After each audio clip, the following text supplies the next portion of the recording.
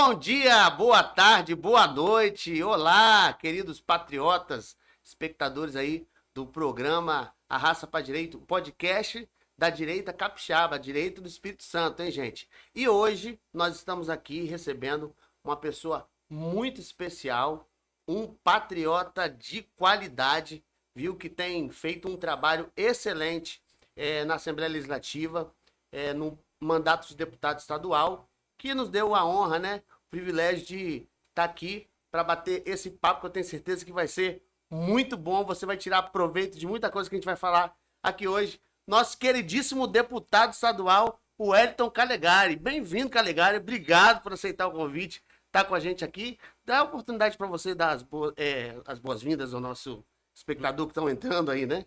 Dudu, vou falar um negócio pra vocês. Muito obrigado por estar abrindo aqui esse espaço pra gente ter esse bate-papo. É uma honra estar aqui no Arrasta pra Direita. E é isso, meu irmão. Tô aqui pra conversar, pra bater papo e falar um pouco do nosso trabalho, o que você achar que a gente deva conversar. Muito bom, gente. Ó, aproveita logo. Antes da gente começar o bate-papo aqui, vai lá, se inscreve no canal aí, ajuda a gente a ampliar essa rede, né? Estamos aqui sempre conversando com expoentes da direita, né? Conservadores.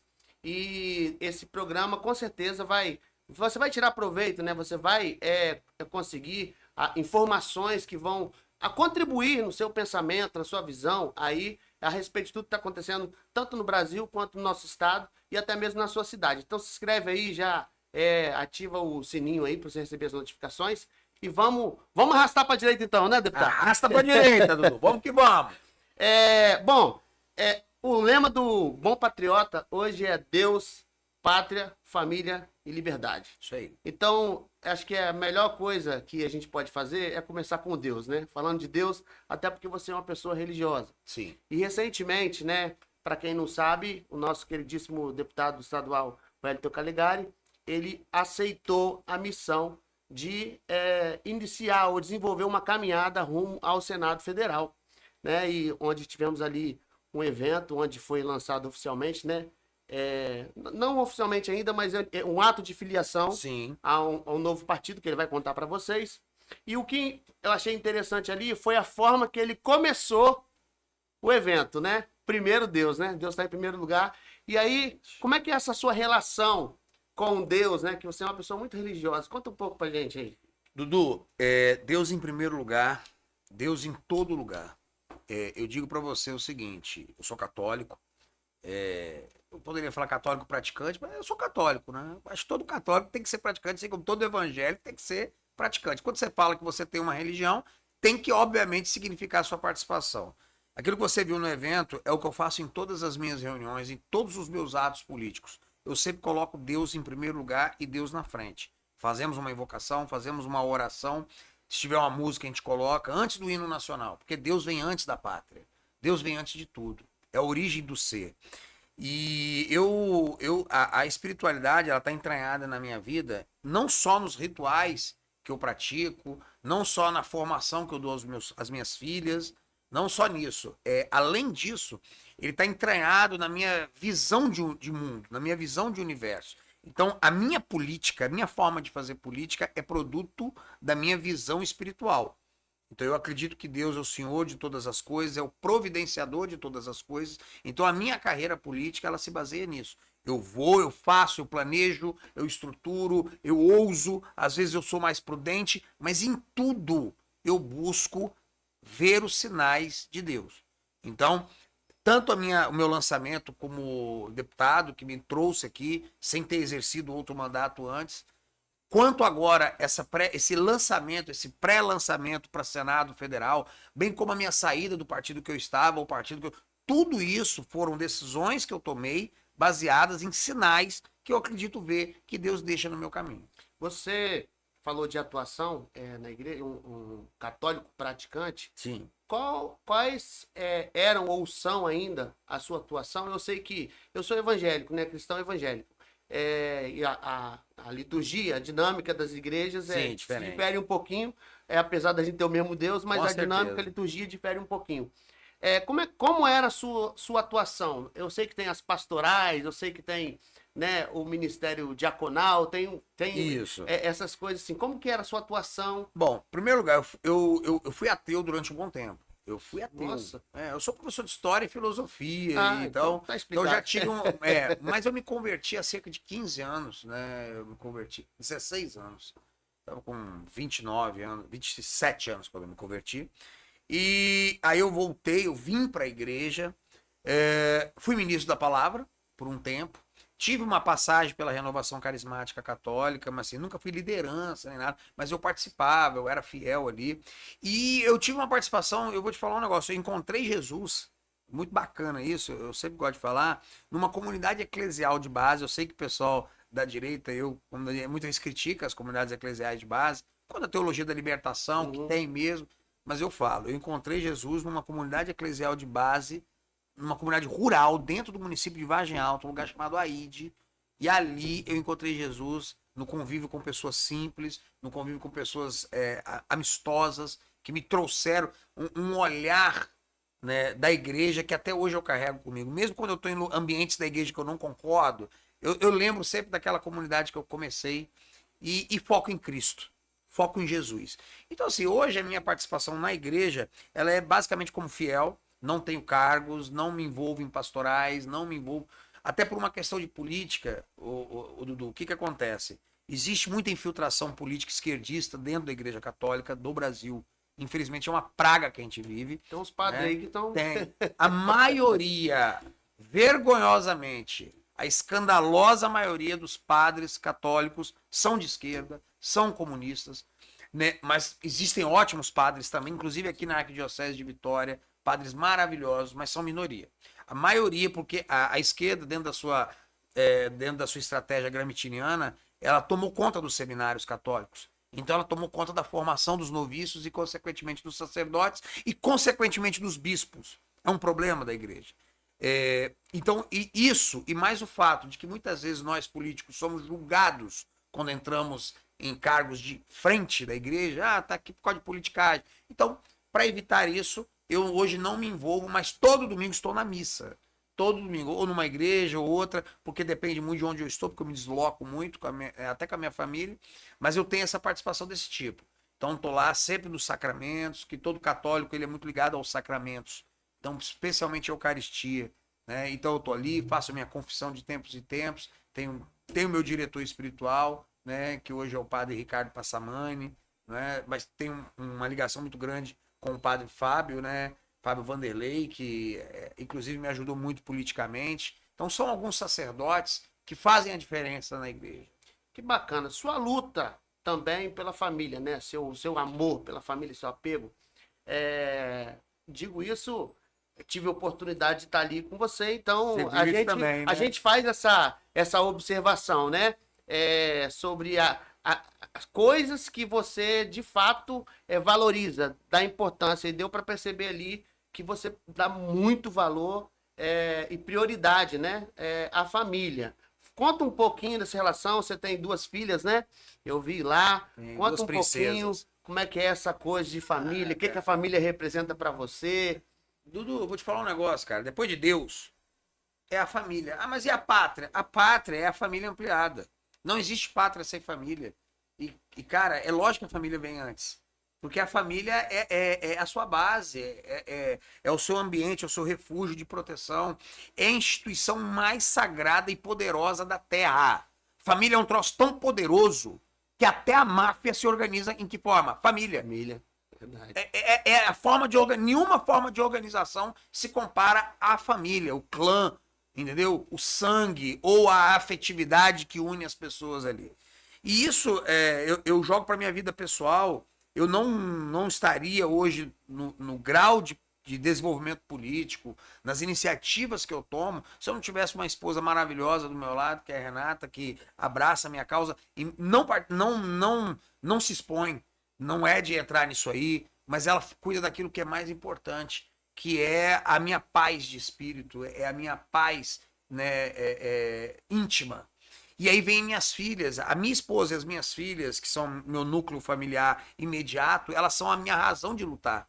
Se eu estou na política também é porque eu quero uma nação melhor para elas. E também para elas e para sua família e para a família do outro, porque elas são um modelo daquilo que é bom para todas as famílias. Não é uma forma também egoísta de ver a família, que também tem gente que é assim, né? Aí entra o nepotismo, Sim. entra essas coisas, não, minha família em primeiro lugar, mas no mau sentido.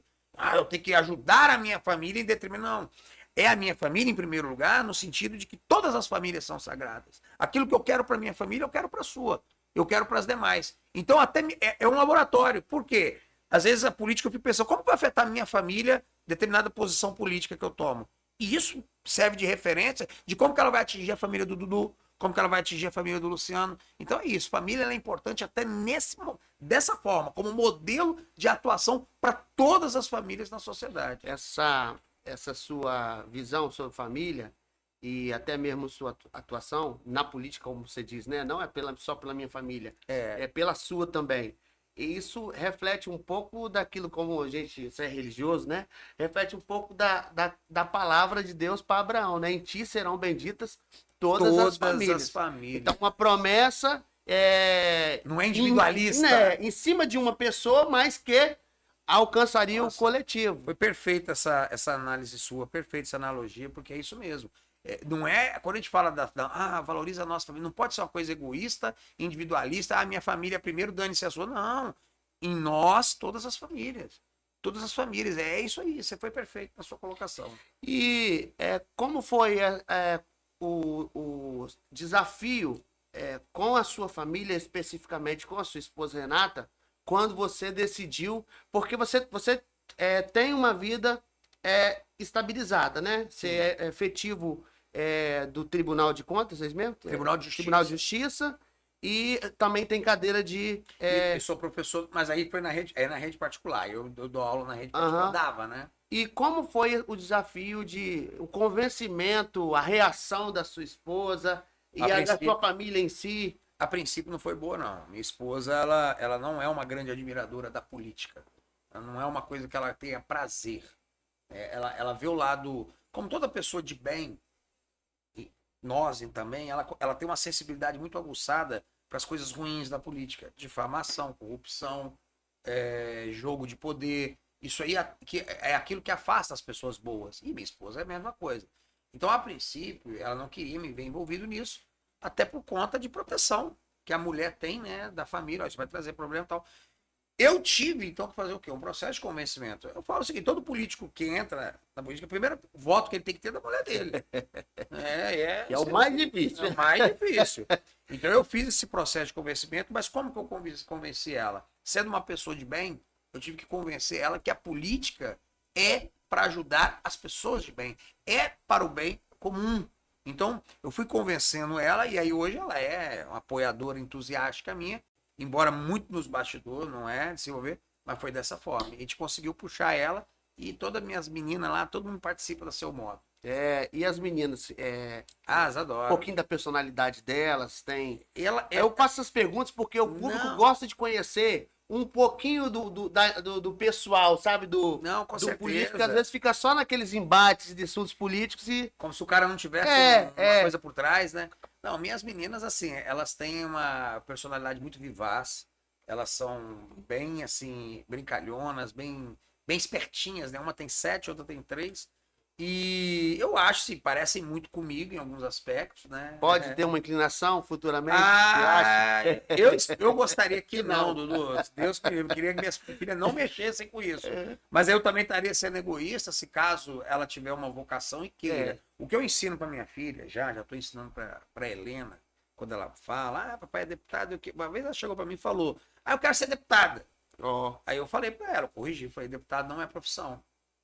Deputado não é profissão, você não tem que querer ser deputado, você tem que querer ser ou médica, ou cabeleireira, ou costureira, ou escritora. Isso são profissões, filho.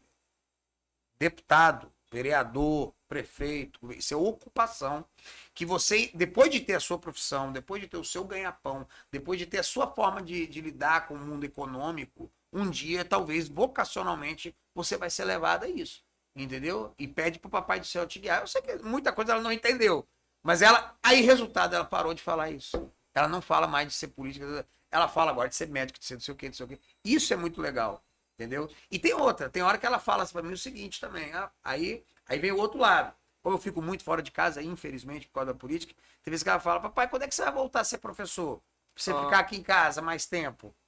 Tem hora que ela fala. Aí eu falo com ela, reza pro papai do céu, pede para que ele dê o melhor caminho. Se for da vontade dele, filha, eu vou voltar para a sala de aula, vou voltar pro fora e não vou ficar mais em casa. Mas se não for...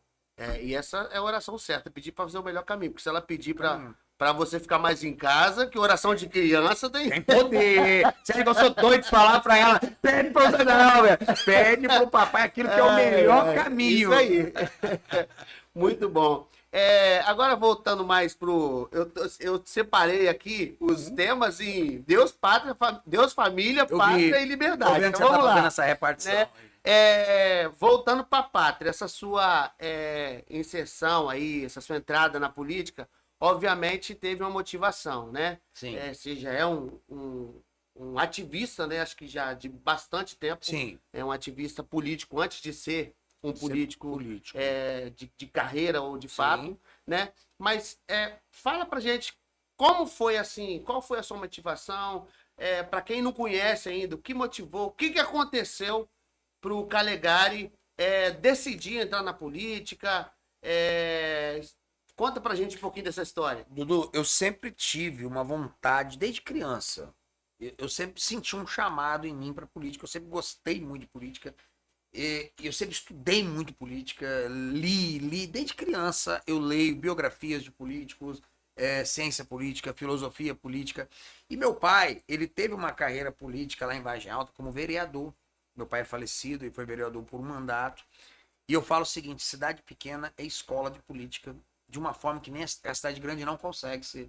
Porque na cidade pequena, eu tive minha adolescência e início da fase adulta em Vargem Alta, a gente tem um contato com a política muito íntimo. O prefeito tá ali no bar, tá ali na padaria, o vereador é seu primo, não sei. Então você vê a política e outro, o maior empregador nos municípios costuma ser a prefeitura.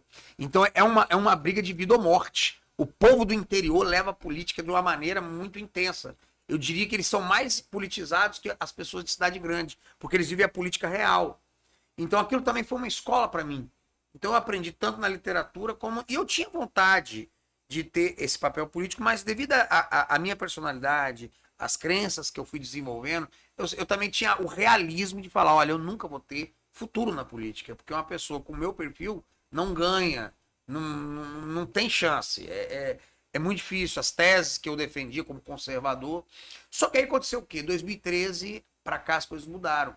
2013 porque começou aqueles protestos, né, da questão do passe livre, que depois virou outra coisa.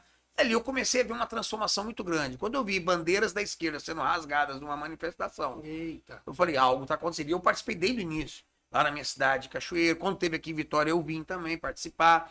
E eu comecei a ver que, olha, o Brasil está mudando, está havendo um surgimento de algo que não existia, que é a direita, né? Embora no início não tinha esse nome. Não tinha, as pessoas, era mais um antipetismo, um lavajatismo que depois começou também. E aí com as redes sociais. Em 2014, Bolsonaro teve quase 500 mil votos como deputado federal e elegeu o filho dele como deputado federal em outro estado. Aquilo ali me despertou. Foi o segundo start que eu tive. Eu falei, caramba, esse camarada vai ser o presidente. Porque olha o que ele está conseguindo fazer. Conforme a mensagem dele chega num número maior de pessoas, a força dele vai crescendo. Eu falei, esse cara vai ser o presidente. E eu falava isso, a pessoa ria, tal, no meu círculo de amigos. É impossível. Eu falei, não, cara, esse cara fala aquilo que a maioria de nós pensa. Então é isso, é uma questão de chegar. Esquece mídia. Existe uma nova mídia agora. E foi dito e feito. E aquilo foi despertando em mim uma vontade. Foi em 2015, 2016. Em 2016 eu tomei a decisão. Falei, cara, é agora. Eu vou vir. Criei um grupo, o OJL, Ordem, Justiça e Liberdade, que não era para ser movimento de rua, e não é. É um grupo de formação de lideranças. Comecei a chamar pessoas, né, do meu círculo e falei, olha, tô vindo para 2018, candidato a deputado, mas por quê? Porque a gente precisa ter um objetivo prático, político, e aquele objetivo era a deputação, mas ao mesmo tempo a gente tem que trabalhar com formação.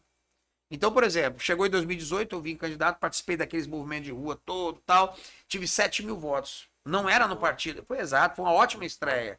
E não foi no partido Bolsonaro, não foi no PSL, nem nada. Eu fazia campanha pro Bolsonaro, mas aliás, eu sempre tive esse problema, Dudu. Eu nunca pude usufruir do Bolsonaro. Assim, nunca, não vou dizer que em 2022 eu tava no PL. me ajudou. Mas em 2018, por exemplo, eu estava no PSC. E eu comandava as carreatas bolsonaristas lá, mas tinha um candidato lá que foi eleito, que era do PSL, né? Era até um coronel da PM, que depois deu todo um monte de problema, e eu não fui, mas aquilo me colocou no ambiente político. E de lá para cá fui construindo. Em 2020 eu vim para o PL, né? Não tinha Bolsonaro ainda no partido, mas nós fomos para dentro. Elegemos 3 vereadores, inclusive o Juninho Corrêa, que hoje é vice-prefeito lá, Léo Camargo, que é uma liderança. Foram pessoas que a gente trouxe para o meio político. Você optou por não disputar naquela época? Eu optei por não disputar, estrategicamente. A princípio até ia, para colocar meu nome, fortalecer, mas depois, para eu poder entrar nas estruturas partidárias que eu não tinha acesso, eu tive que fazer um recuo tático. Mas acabei disputando como vice-prefeito na chapa. Na época foi pelo PL, era um candidato que não tinha muito pegada na direita, então para dar força eu entrei. Meio a contragosto, mas entrei. E ficamos em terceiro lugar, 10 mil votos. Ajudou a consolidar um pouco o meu nome na direita de Cachoeiro, até fora da direita, né? No comércio e tudo mais. Continuamos nossa estratégia de fazer palestras, porque é uma coisa que eu tenho desde 2010, eu sou palestrante, né? Ativista anti-aborto, pró-vida, pró-armas. Quando chegou em 2022, nossa estratégia finalmente fechou, tivemos 17 mil votos e fui eleito deputado estadual pelo PL. Resumidamente, foi isso. Que maravilha. Então, você é bolsonarista desde antes do bolsonarismo existir. Desde antes. Não tenha dúvida. É o bolsonarista autêntico. Você é o bolsonarista Autêntico. Aquele cara que identificou no Bolsonaro antes mesmo. Quando quase ninguém aqui no estado. Isso aí tomei muito nome de doido. Eu sempre remei contra a maré. Eu sempre remei. Tanto quando eu falei que era Bolsonaro nessa época, nego ria de mim. Quando eu falei que ia vir para deputado estadual, muitas pessoas, não, peraí, por que você não vem vereador? Por que você não vem isso? Não, porque não é. E eu não desprezo o vereador, não. Eu acho fantástico, importantíssimo o cargo de vereador, o mandato de vereador. Mas é questão de estratégia. O que eu quero e quais são os meios para chegar lá? E a mesma coisa do Senado. Por que você está vindo para senador? Por que você não veio para federal? Por que você não veio para reeleição? Por quê? Porque é isso. Eu sou guiado pela providência e tenho a minha estratégia. Entendeu? E eu acredito muito nisso. É o que me guia. E você falou a questão do Senado, né? Agora, esse pulo, que eu não vejo nenhum problema, até porque nós temos vereadores que viram deputado federal. Exato. Então, para mim, é normal um deputado estadual, né, projetar não vai ser a primeira vez que vai acontecer no Brasil, não. Não então, vai. assim, tivemos na eleição passada, né, um deputado estadual que saiu da presidência da Assembleia para tentar o Senado e teve uma votação expressiva, né? Então, o presidente do Republicanos, Eric Musso, hoje. E duas pessoas sem mandato em 2018 foram eleitas. Pois é. Então, assim, tudo é possível, né? Tudo é possível. Qual é a sua motivação? O que está te impulsionando a fazer essa caminhada para o Senado? Isso aqui, ó. Anistia. Embora eu acho que ela não pode esperar 2027, não. Ela tem que sair agora. Ela tem que sair. Nós temos que lutar com unhas e dentes pra rua. Agora tem uma outra coisa que me impulsiona, que tá aqui atrás da minha cabeça. Não sei se dá pra câmera. Dá pra ficar. Isso aqui. Isso aqui eu sei que não sai agora. Esse camarada tem que ser caçado. Alexandre de Moraes e Gilmar Mendes, especialmente o Gilmar agora que está julgando em causa própria, essas duas figuras do STF, elas precisam, para o bem da pátria, para o reequilíbrio das forças da nação, serem caçadas. Já cometeram vários crimes de responsabilidade. Esse é o meu motivador principal. É essa necessidade de reequilibrar os poderes da República. Em seguida, Dudu, eu te falo outra coisa. Eu não tenho menor ambição com cargos. Não tenho. Como falo, eu poderia ter sido candidato a vereador, o prefeito Cachoeiro, não vim. Acabei vindo para vice e tal. O que me motiva são projetos. Então, por exemplo, quando eu vim para deputado estadual, por quê? Porque eu sabia que eu precisava ser deputado estadual para aprovar a lei do parto livre, que hoje o Espírito Santo é o único estado do Brasil em que as mulheres têm o direito de escolher entre cesariana e parto normal por causa dessa lei. Em nenhum outro estado do Brasil, o SUS custeia a cesariana por vontade da mãe, para evitar a violência obstétrica. Eu sabia que eu precisava ser deputado estadual, nem federal, nem vereador. Eu tinha que ser deputado estadual. Essa é uma conquista sua, realidade. É uma realidade. É uma lei, inclusive é importante as mulheres, os maridos que estiverem vendo, divulguem, porque a imprensa não divulga. Né? Se eu fosse um deputado de esquerda, isso aí estava aos quatro ventos. Então, eu faço o meu máximo para divulgar, é um direito das capixabas. Eu precisava ser deputado estadual para aprovar o SOS Educação, que é o Estado Espírito Santo também é o único estado do Brasil que tem uma lei dessa, que protege o professor, o profissional da educação, da violência, seja do aluno, seja da família do aluno, e que traz regras claras e práticas para executar essa punição dentro do que diz a legislação federal. Mas peraí, Calegari, você é um deputado estadual, que você não ficou então só lacrando na Assembleia? Não, não fiquei. Eu bato, eu sou oposição, não me tornei da situação para que essas leis fossem aprovadas, que fique claro. Sou presidente da Comissão de Cooperativismo, luto pelo cooperativismo no Estado, estamos melhorando a legislação cooperativa, agora mesmo estamos aprovando uma lei que vai inverter as fases da licitação para colocar a habilitação antes da tomada de preços na contratação de serviços médicos. Sabe a importância disso, Dudu? Limpar o Estado das empresas corruptas, empresas de fundo de quintal, empresas que não são prestadoras de serviços reais, mas que tiram boas cooperativas médicas, boas empresas médicas e depois prestam um serviço porco para a população. Eu falo, isso é pauta da direita? Isso é pauta universal, mas que a direita tem a obrigação de abraçar e mostrar como se faz pela direita.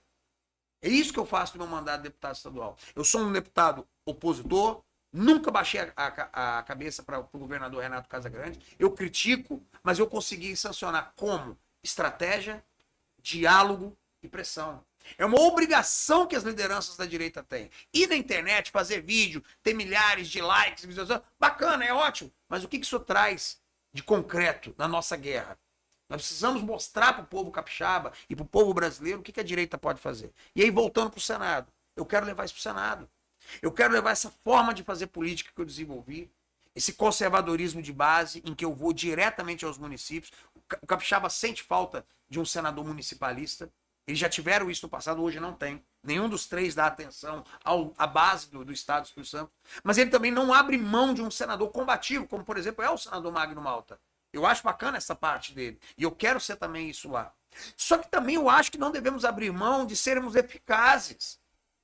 De construir. Eu quero levar o SOS Educação para todo o Brasil, o Parto Livre para todo o Brasil. E, ao mesmo tempo, queremos reequilibrar essa desigualdade dos poderes que está no Brasil. Essa necessidade que nós temos de caçar alguns ministros, colocar mandato em ministro do Supremo. Não faz sentido os deuses olímpicos do STF, que tudo decidem, não ter mandato como eu tenho, como o presidente tem. Ele tem que ter, e tem que ser juiz de carreira. Tem que ser juiz de carreira. Se você não é capaz de ser juiz em Vargem Alta, em Vitória, em Atílio Vivaco de primeira instância, você não pode estar na Suprema Corte de um país. Entendeu? Então essa é a nossa luta, isso é o que nos motiva. Seria tão bom se o ministro Gilmar Mendes decidisse na canetada sobre a maioridade penal, né? A gente ia ficar tão feliz agora com essa tristeza que nós tivemos agora essa semana, daquele delinquente, né, marginal, ser liberado depois de ter tirado a vida de 4 pessoas, né? E deixado uma série de outras pessoas, Então, assim, acho que a gente estaria aplaudindo ele, né? Estaria aplaudindo. Mas é uma luta também que você pretende levar para o Senado. Que eu vi que você falou sobre esse assunto, né? Sim, não. A libertação desse demônio, eu chamo de demônio, esse demônio que matou pessoas, que destruiu vidas em Aracruz, a libertação desse vagabundo é um tapa na cara da sociedade capixaba, é um tapa na cara das famílias. É isso que você falou. O cara tem todo um poder lá, mas só usa pro mal. Só usa pro mal.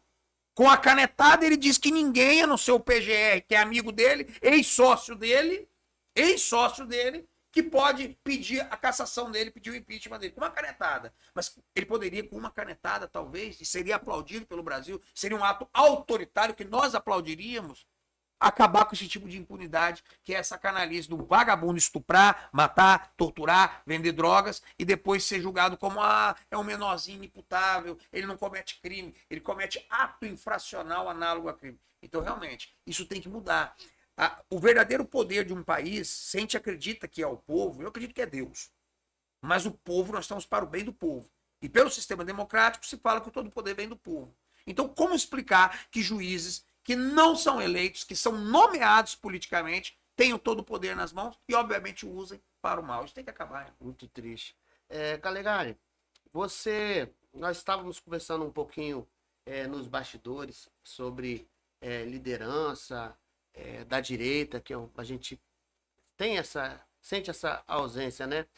E eu sinto um pouco que nós, os conservadores da direita, principalmente os ativistas, os políticos da direita, acho que a gente tem que fazer o exercício de mostrar para as pessoas que ser de direita, ser conservador, é muito mais do que ser uma figura que ataca, que agride, que aponta um erro ou uma má conduta, porque hoje desculpa assim né, falar, mas eu tenho que ser sincero, né, sobre o meu olhar a respeito de um local onde eu me identifico, onde eu me encontro, né, na direita. Claro. Mas eu fico muito triste de ver que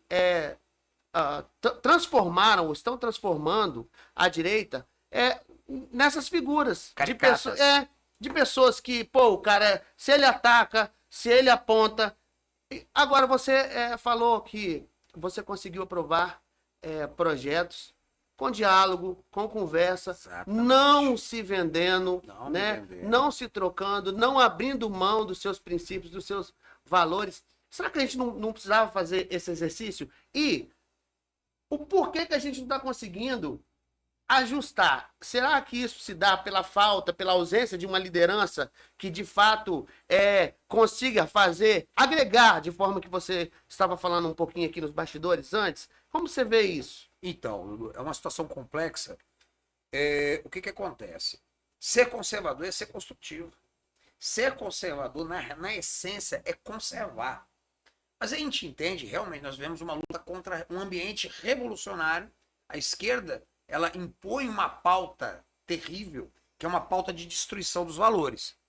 Então, para parar a esquerda, nós acabamos, muitas vezes, aí nós somos contra-revolucionários, e nisso acabamos adquirindo um ímpeto semelhante ao da esquerda ditado por ela. Para que a direita pare a direita, muitas vezes ela acaba se tornando revolucionária, entendeu? Não é o que ela quer.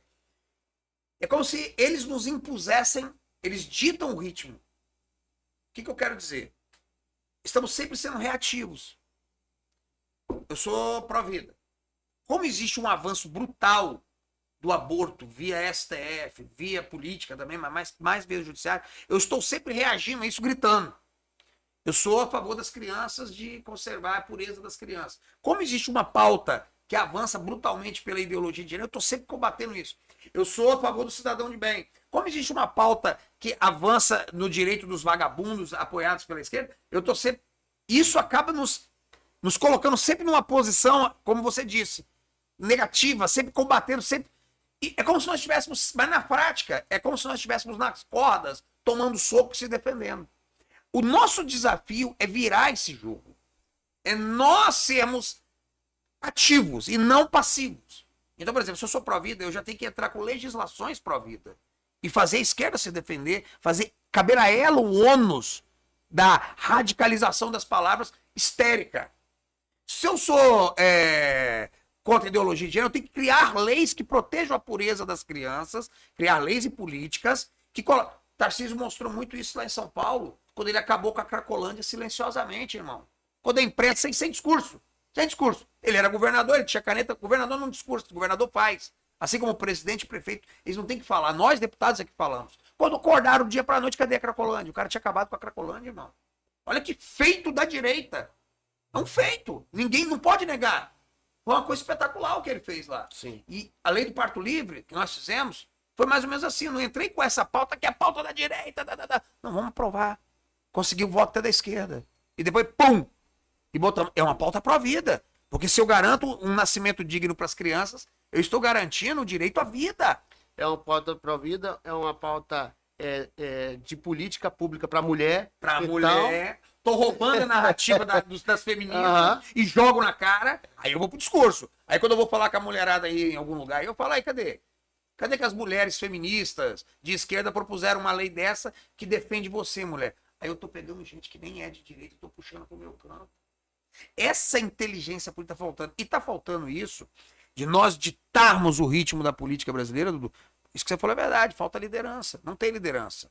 Tá tudo muito solto. Nós temos talentos fantásticos da direita. Fantástico, em todos os níveis. Municipal, estadual, federal. Mas nós precisamos unificar essas lideranças. E hoje nós não temos. Você tem aí muito cacique político, da velha política, embora convertido à direita, que quer ter esse controle, mas acaba atrapalhando, porque não tem ideia, não tem concepção real do que é o problema. Você tem pessoas que não têm preparo e que estão aí no meio, ele causando confusão, causando divisão. E tudo isso, o que fazer? Construir essa liderança. O que o Calegari pode fazer? Ser essa liderança. O que o Dudu pode fazer? Ser essa liderança. O que cada um tem. Não adianta a gente ficar tentando unir a direita. Não, não. Vamos ser líderes. Parar de ficar falando mal do cara que tá fazendo algo na direita. Deixa ele fazer. Ele tá fazendo. O que não é contra mim é a meu favor, irmão. Entendeu? Concentrar nossa força contra a esquerda. Parar de ser político caricato. Entendeu? É isso que eu penso. Essa liderança vai surgir naturalmente desse processo, desde que nós tenhamos maturidade para isso. Bom, falar sobre a prisão de Bolsonaro, eu acho que seria até um pouco clichê, porque eu acho que a nossa indignação, ela é real, Clara. né? Ela existe, e eu me recuso a ficar reforçando esse assunto se a gente fica falando, quando na verdade a gente precisaria mais de ações efetivas, né? Que pudesse, de fato, resolver o problema. Então, Concordo. essa parte superada. Eu sei da sua indignação, assim como eu também sou muito indignado. Se a gente começar a falar aqui, vai ficar nervoso, vai começar a xingar, então é melhor nem... Mas eu quero te fazer uma pergunta sobre a situação posta a partir da prisão de Bolsonaro e as cabeçadas que a direita vem batendo. Como você está enxergando essa repercussão política nas articulações, nas movimentações da direita, com o Bolsonaro preso? Porque a gente não sabe quem é o porta-voz, não sabe quem toma as decisões. Muito ruído. Muito ruído, né? Como você está vendo essas movimentações e o que você tira de prejudicial e o que você entende que poderia ser benéfico como ação para nós nesse momento? Vamos lá. Em primeiro lugar, nós temos uma situação difícil, né? Como você disse, não vamos entrar nos detalhes, mas a prisão do Bolsonaro. Essa prisão, ela tem que ser revertida. Ponto. Nós temos que lutar com unhas e dentes para reverter isso. Porém, o grande problema que eu estou vendo é que o próprio Bolsonaro aparentemente não quer uma radicalização dos movimentos. O que sai é isso. Então, como que você vai radicalizar, chamar o povo para a rua, se a própria vítima da opressão não está querendo, pelos motivos de foro íntimo dele? Esse é o primeiro problema. Segundo lugar, existe um problema de comunicação grave, imposto pelo STF, que somente a Michelle hoje está tendo acesso ao Bolsonaro. Então isso, teoricamente, faz dela a única voz autorizada. Porque os filhos mesmo não estão tendo. Eu vi uma postagem do Carlos dizendo que ele não pôde ver o pai no dia do aniversário dele, já foi proibido. Então eles não estão permitindo o acesso dos filhos, que, junto com a esposa, são os herdeiros políticos, naturais, herdeiros familiares, pelo menos eles são. Então fica difícil saber o que o Bolsonaro quer. E a grande parte da direita bolsonarista quer ou o Bolsonaro candidato ou o candidato por ele apoiado. Essa estratégia do STF não é à toa. O STF está fazendo isso mesmo para dividir. E aí está faltando maturidade política, tanto, minha opinião, da Michelle quanto dos filhos. Não dá esse ruído. Tem coisa que tem que ser discutido entre quatro paredes, não na rua. Como, por exemplo, esse caso que aconteceu no Ceará. Eu concordo com a Michelle de gênero, número e grau. Aliar com o Ciro Gomes, isso é horrível. Mas será que o André Fernandes não teve autorização, mesmo que foi no passado, do Bolsonaro? Então isso é coisa para você resolver entre quatro paredes. Porque estamos falando de estratégia política. O André, ele tem lá o objetivo dele de ser senador, né? Ele entende que com o apoio do Ciro ele ganha num estado que é de esquerda. Tá certo? Tá errado? Sinceramente, todas as vezes que foram cedidos a esse povo, nós nos lascamos. Então talvez a Michelle tá certa. E aí você chega, por exemplo, quem vai ser o candidato à presidência. Como definir isso? Cara, eu vou ser muito franco com você. Por que nós não podemos hoje falar de um candidato que não seja o Bolsonaro? Por uma questão de sobrevivência do Bolsonaro. Porque se a gente fala de outro candidato, é como se nós estivéssemos abandonando ele. Essa é a questão. E não é uma questão sentimental, não. Não tô aqui falando, é um bolsominion sentimental que tá ligado. Não, é porque é verdade. O cara tá numa situação hoje de prisão política. Se nós abraçamos uma outra candidatura à presidência, nós deixamos ele à mercê dos seus algozes. Seria como, vamos fazer uma comparação, África do Sul, época do Apartheid, Nelson Mandela, 26 anos na prisão. Eu não estou falando de uma figura da direita, estou falando de Nelson Mandela. Mas olha só como é que é importante. Se o partido dele, o Congresso Nacional Africano, abandonasse, não, nosso cara agora é o fulano, é o Mugabe, é não sei quem, enfim, os nomes da época eu até me esqueço. O que aconteceria com o Nelson Mandela ali na mão dos caras? Nossa, isso. Tá morto. Tá morto. Então, isso é uma impossibilidade. Não tem como a gente agora falar de outro nome que não seja Bolsonaro. Ah, Cagaba, tem Tarcísio, tem Ratinho. A gente vai perder muito com isso. Porque quanto mais a gente demora para... Concordo. Tem isso também. Quanto mais demoramos para consolidar o nome, mais chance nós temos de perder. Porém, aí eu entro com outro fator. Qual é a eleição mais importante hoje? É a da presidência? É a do Congresso. Especialmente o Senado. Especialmente o Senado e em seguida a Câmara. A presidência, na ordem da importância, é a terceira. Então, veja bem, a grande questão hoje é o Senado. É aí que nós temos que limpar o jogo. É aí que nós temos que fomentar as lideranças nos estados verdadeiramente conservadoras, verdadeiramente vão virar esse jogo. Então, ficar perdendo também tempo demais com essa questão presidencial, por exemplo, para mim, essa questão está fechada. Candidato, Bolsonaro. Não, mas Bolsonaro. Agora vamos falar de Senado? É isso aí. É isso, irmão, porque se eu fizer qualquer outra coisa, não é só uma questão de lealdade, embora também seja, de lealdade pessoal ao Bolsonaro, mas é uma questão de sobrevivência da direita que E outra coisa, coloca ele como símbolo. outra coisa também, se ele não for, vai ser quem ele indicar. Vai ser quem ele Então, indicar. nós não estamos errados de falar que é o Bolsonaro. É isso Porque nós aí. estamos confiando que, independente dele ser ou não, nós vamos partir de uma indicação. Exatamente. Que vai cair todo mundo em cima. Exatamente. Né? Agora, essa degladiação que eu fico vendo, que às vezes entristece a gente um pouco, Muito. né? O Tarcísio tem que provar toda hora sua lealdade. Eu acho que ele já provou, não tem mais que Eu provar. acho também isso desagradável. Entendeu? Essas conspirações na direita que fica, porque ele tá conversando com sei quem, porque ele quer ser o presidente. A gente ouve isso. É tão Chato. triste, chato. Eu fico imaginando pro cara que é leal, pro cara que ele sabe que ele tá sendo leal. Toda hora tem que ficar provando. Você tá entendendo? Isso aí é muito ruim. Eu acho que a gente bate cabeça Você nisso. já pensou se ele tiver que ser o candidato lá frente? Não tô falando que vai ser, mas se ele tiver, e ele falar que não vai ser o candidato a governador pela reeleição, que ele tá garantindo a reeleição dele. E aí nós vamos ficar sem candidato. E eu não tô falando que é o Tarcísio, gente, pelo amor de Deus, é o Bolsonaro e tudo mais. Agora, você já notou que eu nunca vi o Jair Bolsonaro falar mal do Tarcísio? Não. Eu nunca vi. E eu não tô falando com o Eduardo, pô, e aí vamos chegar no Eduardo, cara. O Eduardo, pra mim, seria o melhor presidente da República no Brasil hoje. Pra mim também. Não é? Minha visão também é O essa. o cara amadureceu pra caramba, o cara tá fazendo um trabalho espetacular nos Estados Unidos, porém, e aí não é quem sou eu para dar conselho pro Eduardo, mas eu prefiro o Eduardo focado em aplicar a lei Magnitsky do que ele lá, às vezes, como é que eu posso dizer? Entrar de sola numa questão de escolhas aqui no Brasil. Uhum. Porque ele mesmo não tá tendo contato com o pai dele preso. Ah, mas o pai dele é refém. Verdade, em grande parte é refém. Mas a mulher dele tá visitando ele. Então tem que tomar cuidado. Porque se hoje, tudo que o sistema mais quer é uma ruptura dentro da família Bolsonaro. É uma ruptura entre a Michelle e os filhos. Isso não pode acontecer. Você concorda comigo?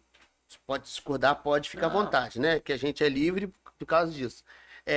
Você concorda comigo que o foco da direita hoje, principalmente das pessoas que são mais ligadas ao presidente, deveria ser ele sair da prisão? Essa deveria ser a prioridade maior do que qualquer coisa, Concordo. do que presidência, do que Senado, né? Porque eu acho triste, né? Concordo. Tanto ele quanto outros que estão ali. Ele sair da prisão e todas as vítimas. Isso aí. Por isso que eu volto a bater nessa tecla.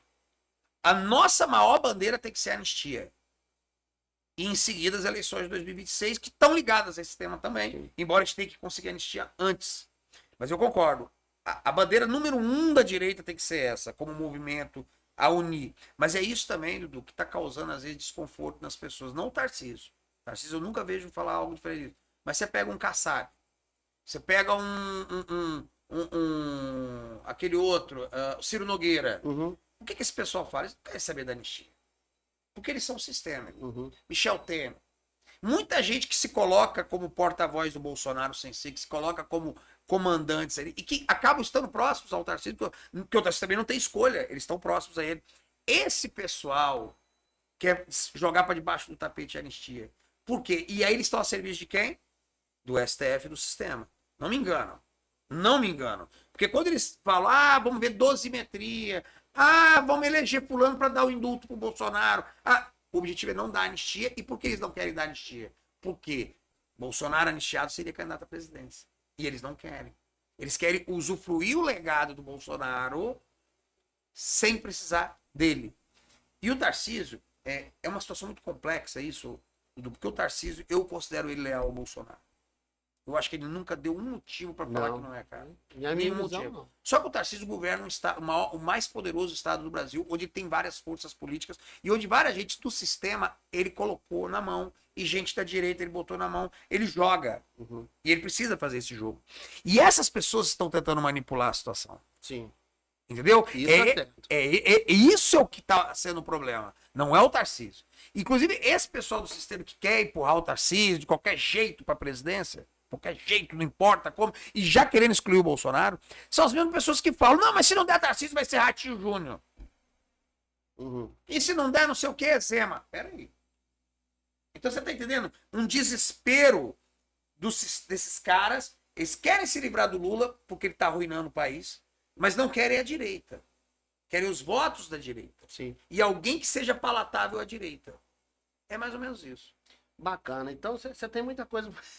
Tem muita coisa pra você fazer no Senado, hein? Muito. O desafio, né, é grande e filiou ao partido Democracia Cristã. Isso, né? Parabenizar o Democracia Cristã. Inclusive, é um partido que eu sou filiado, né? Eu sou democrata. É um democrata cristão. Um democrata cristão. Emael.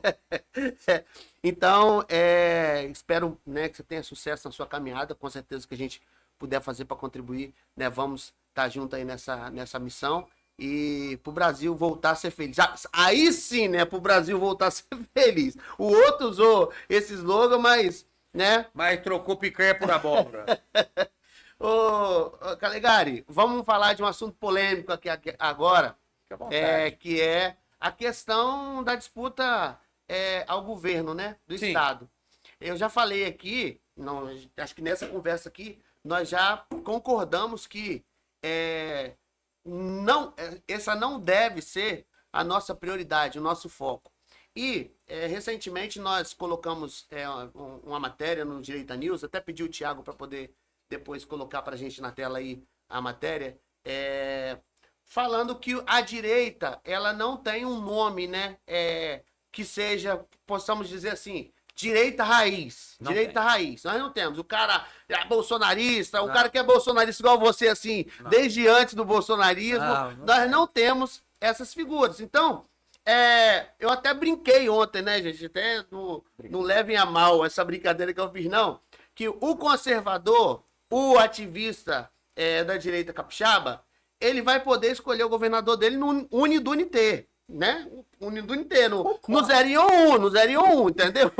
Porque não temos, gente. Essa é a verdade. Diferente da eleição passada, nós tivemos um bolsonarista, né? Alguém alinhado ao Bolsonaro, que foi o Sim. Manato, que foi uma figura importante, onde o próprio presidente reconheceu que Abençoou a candidatura. o projeto de 2018, a presidência começou no apartamento dele, né? Quando Sim. veio aqui o presidente falou, né?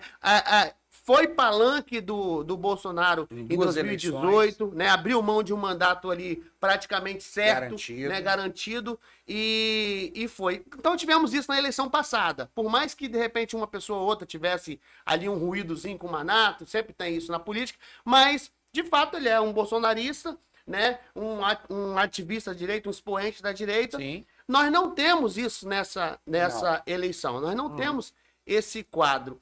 Como que você enxerga hoje esse caminho para o governo do Estado, uma vez que a expectativa era que o PL pudesse apresentar um nome para até mesmo ter o candidato Bolsonaro, o próprio Bolsonaro, ou o candidato dele, ter um palanque digno, né, à altura para uma campanha, mas pelo andar da carruagem, faltando 10 meses para a eleição, exatamente, né, que vai ser no dia 4 de outubro, então Sim. faltam 10 meses para a votação, você não tem um nome ainda, eu não vejo, vamos esperar chegar lá na frente.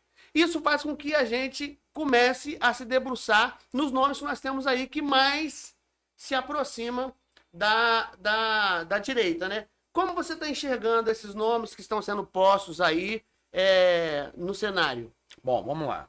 Até tô vendo aqui na matéria aqui, tem já 3 nomes que são eles. Nós focamos nos 3 porque o restante, né, é um comparativo, né? Uma Vamos lá. análise que a gente faz. O que que acontece? Como que eu vejo esse quadro? O Espírito Santo vive o melhor dos mundos e o pior dos mundos. O que que eu quero dizer com isso? O Estado do Espírito Santo, ele vem de uma gestão financeira boa. Isso é inegável. Eu sou um deputado de oposição, bato pra caramba na parte ideológica do governo, que é uma tragédia, a saúde também não é boa, mas, inegavelmente, e isso não vem só desse governo, vem desde 2002, o Espírito Santo tem uma gestão financeira, fiscal, de qualidade. E hoje está até sobrando dinheiro para investimentos. Fato.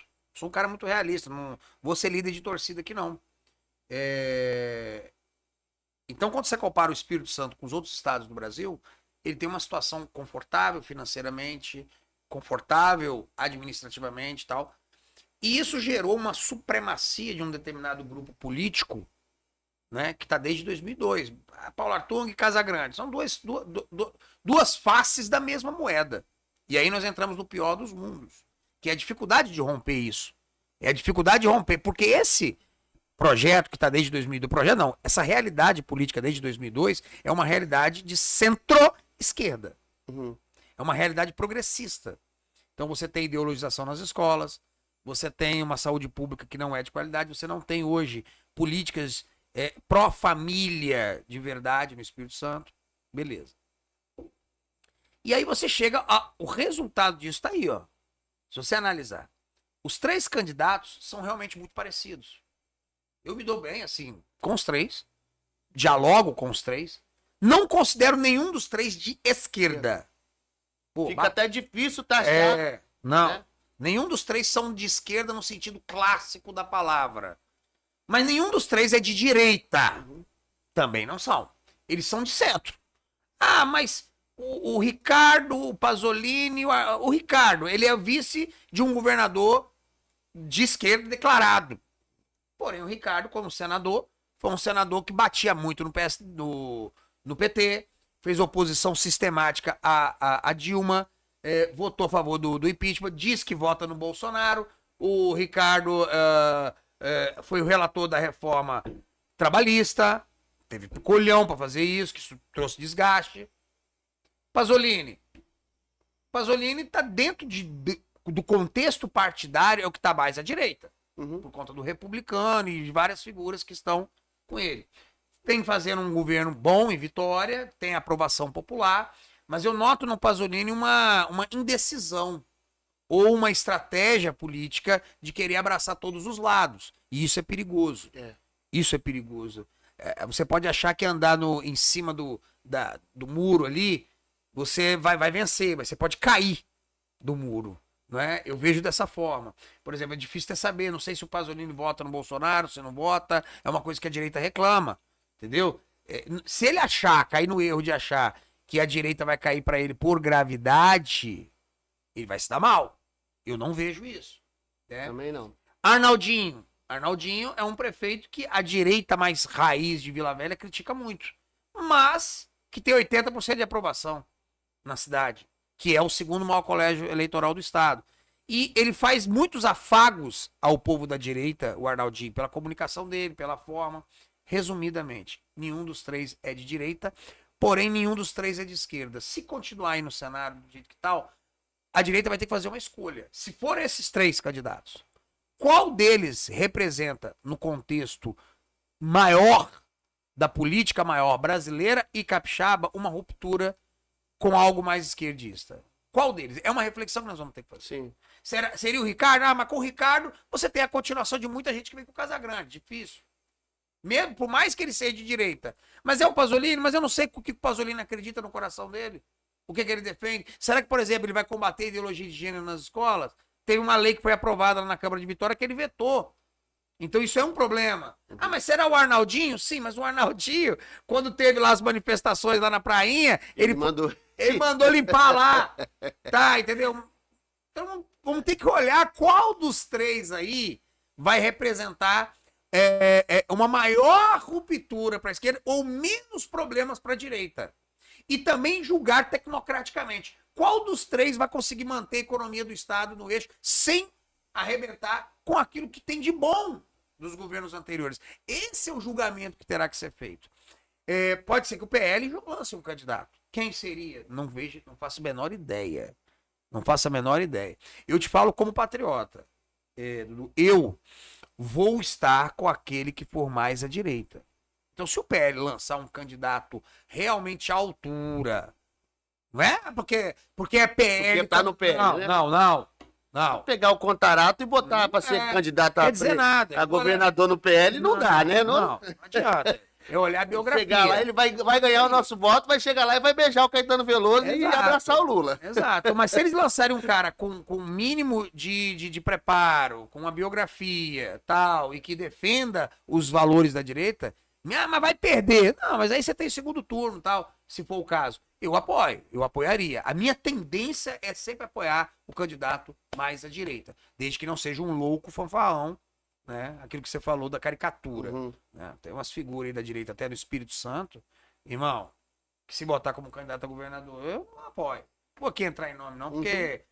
Mas não dá. Agora, tem figuras da direita capixaba que, mesmo perdendo uma eleição, eu poderia votar. Entendeu? Mas é isso.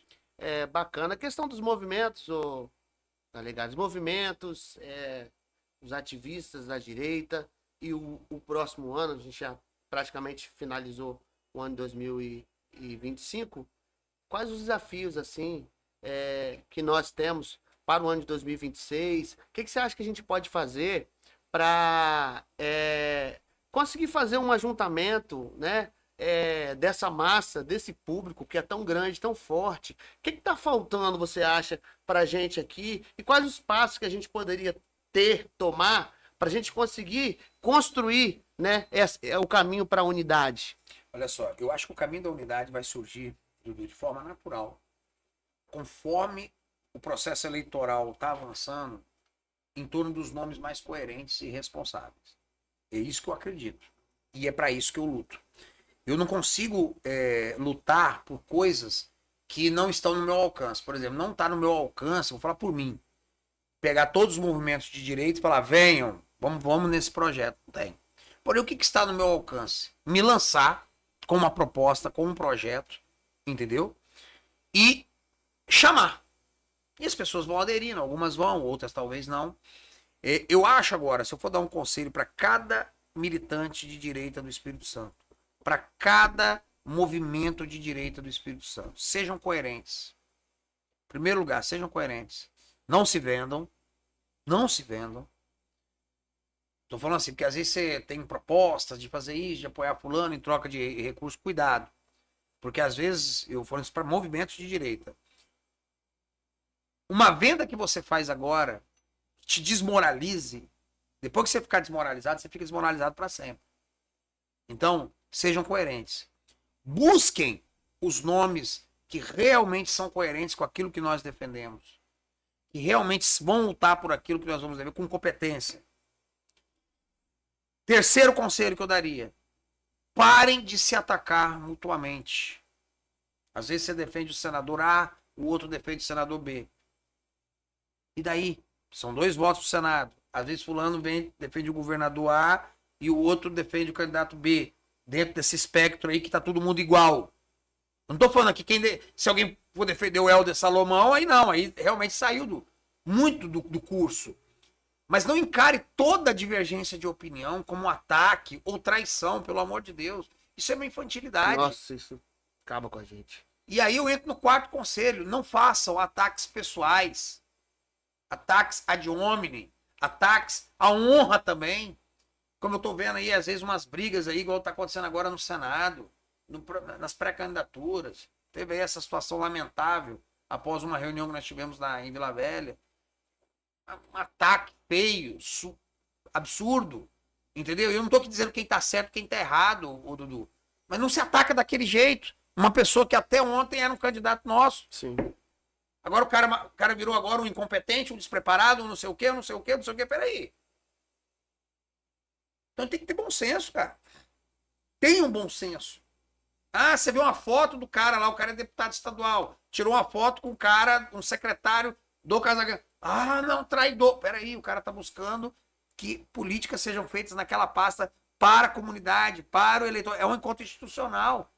Ele não tá falando que vai votar naquele cara, que vai apoiar aquele cara. Então, respirem primeiro. A maturidade política exige isso. A outra coisa que aí não é um desejo, é uma coisa que eu tenho lutado muito, que eu espero que eu consiga, que nós consigamos fazer um dia, que é um partido de direita realmente democrático. Não um partido que tenha caciques. O caciquismo é a morte da política. Eu quero falar aqui para vocês, caciques. Caciques. Vocês são donos de partido. Não se iluda achando que você é forte, porque você controla um partido. Você controla uma sigla. Você não controla o coração dos filiados. Não controla. Deixa eu falar um negócio. Esses dias a Irine Lopes, do PT, né? Uhum. Ela chegou com o braço meio quebrado lá na Assembleia lá. Aí eu falei, que você arrumou tal? Né? Não, isso foi na convenção do PT. Eita. Que escolheu lá o presidente e tal. Eu senti inveja. Eu tava no PL naquela época. Eu senti inveja, peraí. Então vocês têm debate. Existe debate, teses que são vencidas, teses que saem derrotadas. Eu tô falando de um partido que eu detesto, que é o PT, mas que eu tenho que admirar isso, que nós não temos na direita. Vem uma ordem lá do presidente nacional, o presidente estadual faz e acabou. Isso é um partido de direita? Como que a gente vai vencer assim? E lá eu vi que o PT, olha que coisa interessante, o João Coser ganhou uma eleição contra a candidata do Lula. Ó.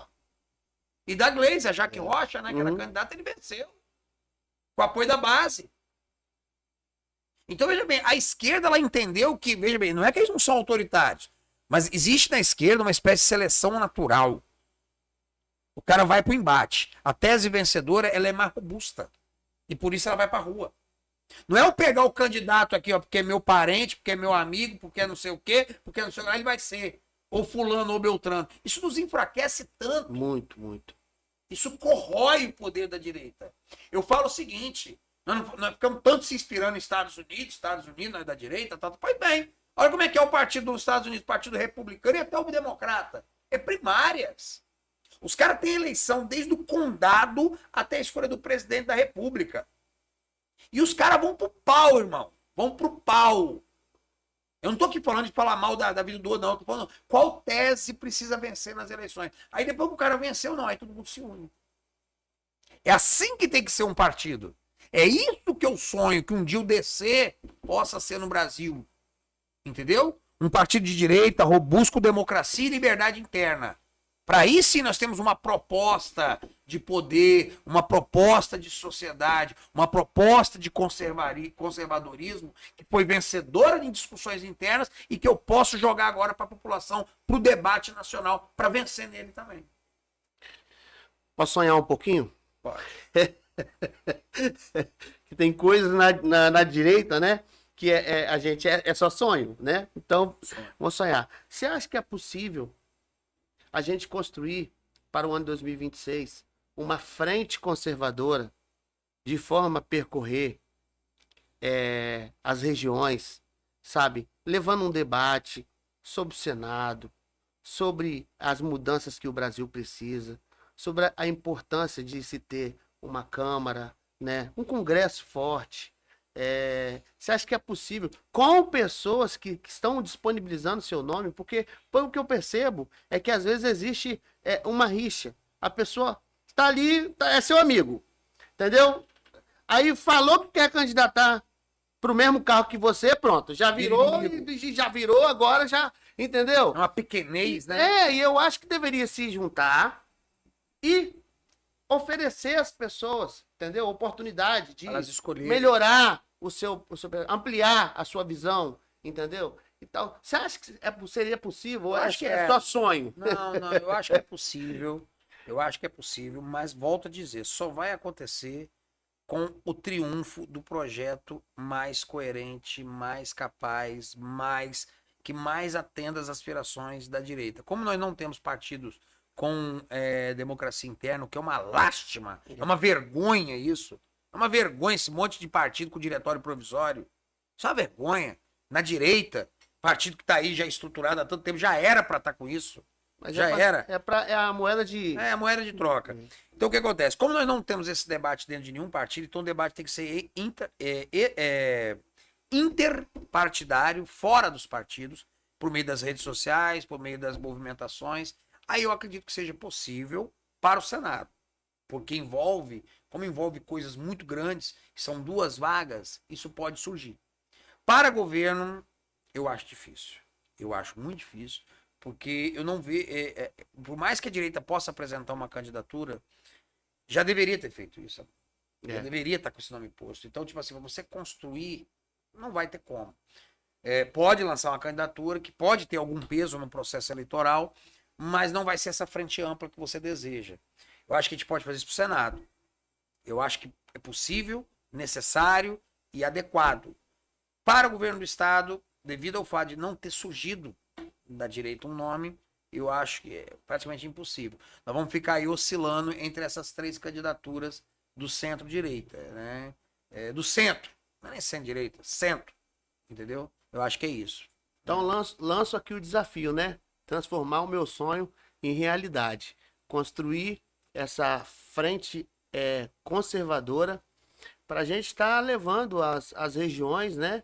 Aos municípios de maior expressão e dar a essas pessoas uma oportunidade de conhecer um pouco mais, entender um pouco melhor o cenário político, né, atual e também ter uma visão, né, ampla a respeito dos cenários que são prováveis, né? Isso Então aí. tá aí o desafio e já vi que você se aceita, né? Fazer Eu parte aceito, disso. Claro. Olha só, Dudu, eu tô para discutir.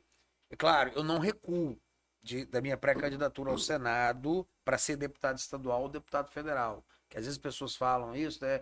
Infelizmente, tem gente. Políticos profissionais têm a mania de usar a candidatura como balão de ensaio. Usa a candidatura, vou me cacifar dizendo que eu sou isso, porque na verdade eu quero ser aquilo. Ou vou me cacifar agora porque eu tô pensando numa eleição lá. Eu não tenho isso. Não tenho. Eu tô indo pro Senado porque eu não tenho quem me representa. Eu era Gilvanda Federal, eu apoiava Gilvanda Federal. A partir do momento que ele abriu mão de ser candidato ao Senado pelos motivos dele, eram motivos válidos, eu fiquei órfão. Então, se eu fiquei órfão, eu não tenho apego ao meu mandato. Não tenho mesmo. Então, eu sou esse candidato porque eu me represento. Agora, pode acontecer lá na frente, nós juntarmos, fazer uma configuração que envolva outras coisas. Isso aí sim, mas o meu projeto é o Senado. Eu estou indo para tudo. Não volto para deputado federal, não volto para deputado estadual. Mas estou disposto a fazer parte de uma frente ampla. Uma frente que seja para o bem do Brasil. Uma frente que seja corajosa para salvar o Brasil, entendendo que o caminho para salvar o Brasil é o Senado e em seguida a Câmara dos Deputados. Essa questão do Senado, eu acho ela muito forte. Sim. Assim, concordo com você, acho que você não deve abrir mão mesmo. Não acho. Mas eu acho que, assim, que, pelo contrário, a discussão, ela deve ser ampliada. Porque, veja bem, não estou querendo sugerir nada. Viu? Não, fica à vontade. Por isso que eu vou falar aqui. Mas eu estou falando coisa que realmente eu vejo como muito importante, mas parece que é desprezado. Nós tivemos uma senadora do PT que virou senadora por 4 anos porque foi suplente. Uhum. Então isso mostra para mim que a gente precisa discutir a suplência do Senado. Claro. Precisa discutir a primeira e a segunda suplência do Senado. Nós tivemos São Paulo lá, elegeu um senador, o Major Olímpio. E ele morreu. Né? O senador morreu. Quem virou o senador? Foi o suplente. Então, assim, eu acho que a discussão para o Senado é muito ampla, né? E eu não consigo entender como que as pessoas, as lideranças que a gente tem, quer trabalhar uma candidatura ao Senado, que tem toda essa amplitude aí, né? Sem você formar uma frente ampla. Não, Que de uma frente ampla, inúmeras coisas podem acontecer, uma composição, né? E que é importante também. Claro. Né? Como eu disse, eu posso dizer que eu não vou ser candidato a nada mesmo. Eu sugeri a um presidente de partido aí. Eu falei, rapaz, no Senado, você se permite até mesmo fazer acordos. Sim. Poxa, vem compor comigo, entendeu? A gente compõe com o acordo de você ser senador por um ano, ser senador em períodos de 6 meses, entendeu? Vamos fazer uma coisa junto e tal. Eu tô falando de coisas que, nos bastidores, na hora de conversar, de negociar, eu acho que são ferramentas que você tem, entendeu? E eu acho que falta isso no meio da direita, principalmente no momento em que a vaga de Senado é tão importante. Então, eu vou analisar o senador da seguinte forma, não só o nome, eu vou analisar o candidato ao Senado, eu vou analisar quem são os suplentes, Sim. porque se eu perceber que um suplente de um senador tá vindo carregado de uma negociação financeira, porque você sabe que tem disso, Sim, sim. entendeu? Ah, bota o empresário tal. Porque o cara quer ir pra lá fazer lobby. Você tá entendendo? Então, essas coisas que eu acho que a gente precisa esclarecer. É importante. Eu acho que, de qualquer forma, uma frente ampla, ela há um objetivo que é válido de se correr atrás, é válido. Depende, principalmente, de ter projetos. Eu acho que o senador que se coloca para o Senado, ele tem que ter um projeto do que ele vai fazer no Senado. Apresentar alguma coisa. Não. Irmão, e outra, o que você fez na outra atividade que você exerceu? Porque eu acho também outra coisa, Dudu. Pelo amor de Deus, o cara, para ser senador, nós estamos falando do cargo mais alto. É mais alto até em termos de status que o presidência. A presidência é a chefe da nação. Mas você vê que a idade é maior para o Senado, a idade é a mesma, na verdade, né? Você vê que o Senado tem 8 anos de mandato, é a Câmara Alta do Parlamento. O mínimo que se pede é que a pessoa tenha tido alguma experiência anterior em algum mandato. Eu penso assim. E tenha um projeto adequado. Tendo isso, é discussão, ir para dentro e fazer o seu projeto e mostrar esse projeto para as pessoas. Meu amigo, quero te agradecer por você ter aceitado o convite para estar aqui batendo um papo. Prontamente, eu falei. Ele, não, peraí, vamos ver o dia certinho. Aceitou. E, assim, eu acho que o Estado do Espírito Santo tem muito a ganhar, né, com o seu nome apresentado, colocado aí, obrigado, né, para irmão. o Senado ou para qualquer vaga que você escolhesse, mas tem muito a ganhar pela sua... não é nem tanto pelo seu conhecimento, mas eu acho que lucra mais pela sua garra, pela sua vontade de fazer, pela sua vontade de construir, de mudar, né? Eu acho que isso é que faz a diferença. Então, eu quero te agradecer por você estar aqui. Dudu, dá a oportunidade de você falar aí pro nosso público, aí, fazer suas considerações aí pro nosso público. Dudu, é uma honra estar aqui. Realmente eu atendi. Na hora que você falou, eu falei, não, a oportunidade está aí. Arrasta para a direita. O que eu quero dizer para quem está nos ouvindo, quem está nos assistindo, é o seguinte. Calegari tem esse projeto político. Não é focado em mandato. Não é focado em mandato, mas é focado em pautas para as quais o mandato é a ferramenta. Eu sempre fiz dessa forma. Por isso que nunca me candidatei a vereador, por isso que eu nunca me candidatei a prefeito até então. Então o meu foco é o quê? É a construção de um projeto político que resulte em um partido realmente de direita, democrático, forte, coerente, conservador, que resulte na cassação de ministros que cometem crime às claras em nosso país, como você vê aí um ministro julgando em casa própria para garantir, blindar o cargo dele. Nós que falamos tanto, o pessoal falou tanto de PEC da blindagem, olha aí a decisão da blindagem para reequilibrar essa nação, porque somente reequilibrando institucionalmente as famílias do Brasil vão ter segurança para viver em paz, para praticar o homeschooling, para educar os seus filhos de acordo com os seus valores conservadores, para produzir, para viver em sociedade. para levar ao Senado e ao Congresso as pautas que nós defendemos do parto livre para todas as gestantes do Brasil, do SOS Educação, que protege os nossos profissionais de educação da violência, do cooperativismo, porque o cooperativismo é coluna da economia e da sociedade brasileira, estando em todos os setores. Nós queremos levar isso. Então, para tudo isso, eu preciso hoje de pleitear esse Senado. Então, eu sou pré-candidato pelo meu partido, Democracia Cristã, que eu espero que seja um dia este partido que nós estamos falando, esse partido conservador, nacional, democrático, que represente todo esse povo da direita, que, na minha opinião, hoje está órfão de partido, especialmente os cristãos conservadores. Não é falar que é conservador, é ser conservador na real, na prática. Então é por isso que nós estamos aqui. E dizer o seguinte, você que teme hoje pelo Brasil, você que hoje está sentindo que o Brasil está indo para o buraco, não perca a esperança. Entenda, o Brasil que nós queremos depende das atitudes que nós tomamos. E essas atitudes têm que ser com coragem, tem que ser com força, tem que ser com determinação de não voltar atrás. Não voltar atrás nos valores que acreditamos. Temos que ser flexíveis nos meios, sim, mas os nossos fins têm que ser radicais. Porque os nossos fins são a salvação da nação, a salvação da república. Deus abençoe a cada um de vocês. Deus te abençoe, Dudu. Muito obrigado, meu irmão. Obrigado. Bom, como a gente sempre faz, né? Eu sei que você tava olhando ali a caneca ali do Raça pra Direita. Você tava olhando assim, me deu uma caneca diferente. Você não vai... Tô vendo aí agora, meu irmão. Vai levar a caneca, que é um brinde, um mimozinho, né? Que a gente obrigado, dá meu aqui amigo. para as pessoas que participam do programa. Então, toda vez que você chegar em algum lugar e ver que tem essa caneca aqui, é porque já veio aqui, já participou com a gente. E aí, né? Aí, muito obrigado. Uma lembrancinha aí pra você lembrar da gente. Viu? Agradecer você mesmo. Top! Vai dar pra tomar um café com leite bacana aqui. Com certeza. Isso aí sempre arrastando pra direita, né? Arrasta pra direita!